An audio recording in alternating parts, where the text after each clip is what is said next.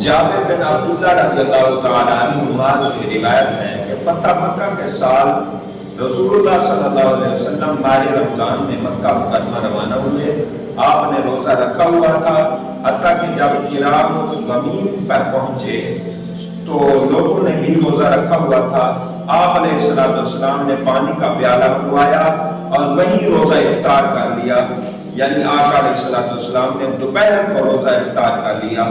کچھ صحابہ کرام نے بدستور روزہ نہ توڑا تو آقا علیہ السلام نے فرمایا یہ نافرمان لوگ ہیں، یعنی اس کا مطلب یہ ہے روزے میں اللہ اور اس کے رسول تنگ نہیں کرنا چاہتے، پریشان نہیں کرنا چاہتے، بلکہ کہیں پریشانی آ جائے جان کی حفاظت کے لیے روزہ بھی توڑا جا سکتا ہے۔